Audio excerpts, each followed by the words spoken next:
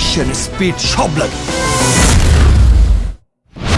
তুফান আসছে ওটিটি প্ল্যাটফর্মে। দেশের চরকি আর ভারতের হাইচ একসঙ্গে জানান দিলেন মুক্তির তারিখ। দুটি প্রতিষ্ঠানের পক্ষ থেকে এক সংবাদ বিজ্ঞপ্তির মাধ্যমে জানানো হয়েছে 19 সেপ্টেম্বর নিজ নিজ ওটিটি প্ল্যাটফর্মে মুক্তি পাচ্ছে ছবিটি।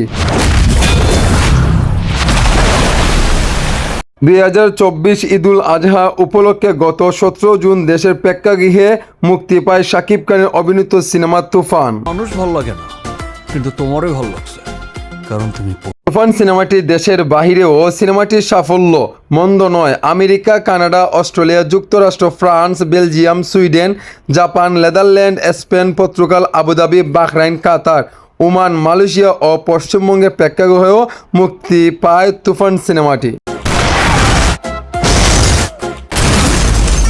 আদনান আদিব খান ও রায়হান রাফির গল্প তুফান এই শাকিব খানের চরিত্রে দেখা গিয়েছে। তার বিপরীতে অভিনয় করেছে মিমি চক্রবর্তী এবং বাংলাদেশের মডেল নাবিলা। ফাইটটা কিন্তু তুমি সেই রকম করছো, পুরা হিরোদের মতো। তুফান সিনেমাটি প্রযোজনা করেছে Alpha I studio limited. Digital partner Chorki এবং ইন্টারন্যাশনাল ডিস্ট্রিবিউট হিসাবে আছে SBF। সো দুর্দান্ত লেগেছিল শাকিব খানের এই তুফান সিনেমাটি। তুফান সিনেমাটি সারা বিশ্বে জুড়ে একটা আলোড়ন সৃষ্টি করেছে।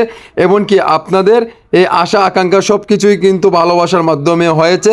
এমনকি আপনারা OTT প্ল্যাটফর্মে খুবই শীঘ্রই দেখতে পারবেন এই তুফান সিনেমাটি।